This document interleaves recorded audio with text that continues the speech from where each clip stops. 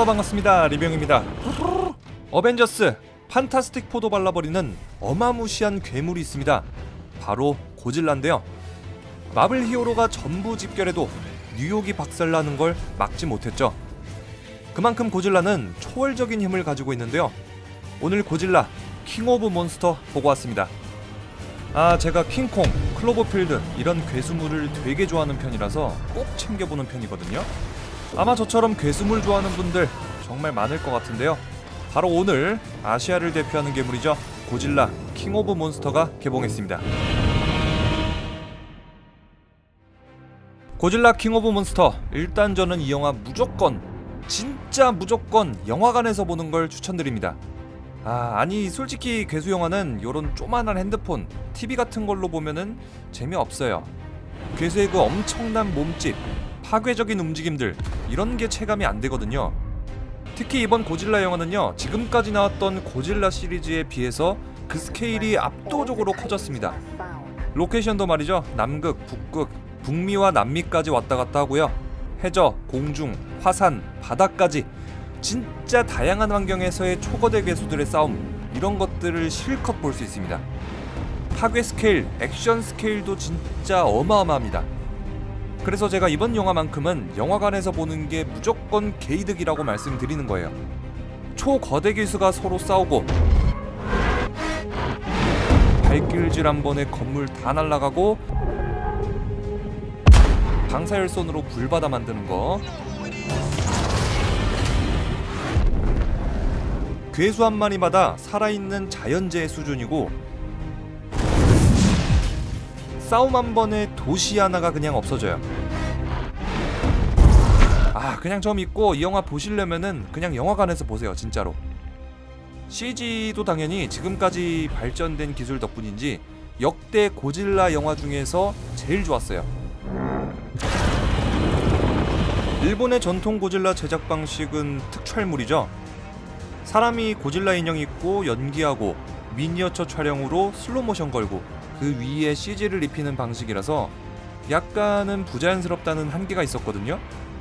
물론 고질라 전체를 CG로 만들게 되면은 이 비용이 많이 든다는 게 단점이긴 한데, 이번에 제작한 고질라는 할리우드에서 만들었으니까 뭐 자본력 걱정은 할 거 없겠죠. 올 CG로 고질라를 제작했어요. 하지만 고질라 킹 오브 몬스터 스케일이 큰데, 이 엄청난 스케일 때문에 이런 불호는 약간 있을 수 있어요. 특히 괴수물, 판타지 이런 거 안 좋아하는 분들한테 조금 더 도드라질 수 있는데, 스케일이 정말 너무 크고 하루 왼종일 지구 단위로 부수고 싸우기 때문에 조금은 지친다고 해야 되나? 전투 한번 끝나면은 그냥 진이 다 빠져버려요. 임팩트를 줄 때만 딱 주는 이런 영화의 강약 조절 없이 하루 종일 뽀사져요.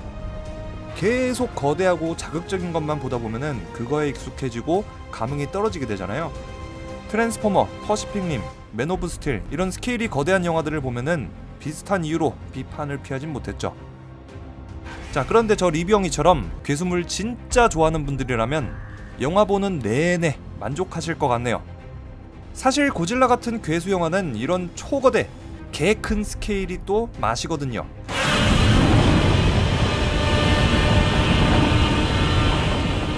그리고 몬스터버스의 시작이라고 할 수 있는 2014 고질라의 경우는요, 영화 중반부까지 괴수들을 의도적으로 계속 안 보여주다가 관객들의 기대감이 조금 고조되는, 그러니까 후반부 클라이막스쯤에 가서야 임팩트를 빡 하고 주는 이런 전략을 사용했는데, 그 때문에 초중반까지는 지루하다 라는 관객들의 불평을 들어야 했죠.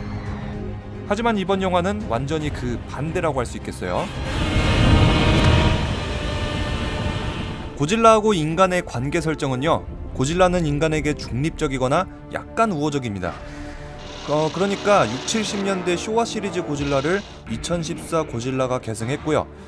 고질라 킹 오브 몬스터는 2014 고질라의 후속작이니까 그게 그대로 이어진 거죠. 쇼와 시리즈하고 2014 고질라의 패턴을 보면요, 나쁜 괴수가 나타나서 지구를 부순다, 고질라가 나타나서 찢어버린다, 만족 후한 고질라는 바다로 돌아간다, 이렇게 세 단계예요.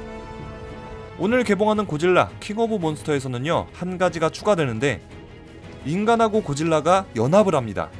헐, 대박. 그런 장면이 있어요. 군대가 고질라를 엄호하면서 인간이 미사일로 닥트리오 선빵 날려주고 연합해서 같이 싸우는 거. 요거 진짜 미쳤습니다. 고질라 팬들이 이걸 어떻게 받아들일지는 잘 모르겠는데 이런 버전도 나름대로 멋있더라니까요, 진짜로. 미리 말씀을 드리자면은 저는 원조 고질라를 계승한 2017 신고질라를 훨씬 더 선호해요. 인간을 심판하는 자연 그 자체, 절대로 막을 수가 없는 천하무적, 그런 신과 같은 고질라 설정, 이거를 좀 더 좋아해요. 그 끝에는 인간의 절망만 있는 포스트 아포칼립스 버전이요.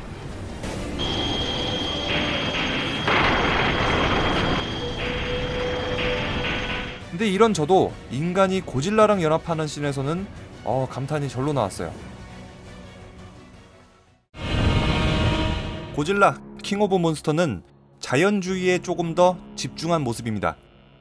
전 세대에 걸친 고질라의 핵심 철학은 인간의 자연 파괴와 환경 파괴, 이런 것들인데 이번 거는 조금 약간 다르게 변주가 됐어요. 극자연주의자가 자연을 되돌리기 위해서 괴물들을 다 깨워서 인간을 쓸어버린다.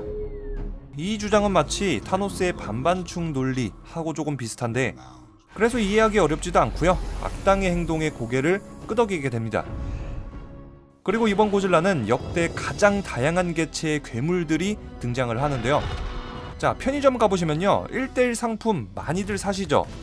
근데 이번 영화는 골라 1+5, 와, 고질라 보러 왔는데 다른 놈 5마리가 더 있네? 갸꿀? 뭐 요런 분위기인데, 당연히 그 중에서 고질라가 제일 멋있겠죠. 어쨌든 이렇게 다양한 괴수들이 나오기 때문에 여러 괴수들을 만날 수 있다는 거는 이번 고질라 킹 오브 몬스터의 가장 큰 장점 중에 하나입니다. 2014 고질라에 나왔던 무토도 나오고요, 모스라도 나오고 피닉스 같이 생긴 놈, 그리고 닥트리오도 나와요. 특히 이번 영화는 괴수 캐릭터 특징 잡는 거, 이거에 꽤나 신경을 쓴 게 보여요. 생김새를 바탕으로 전투 특징도 딱 잡아가지고 생각보다 명확하게 연출했어요.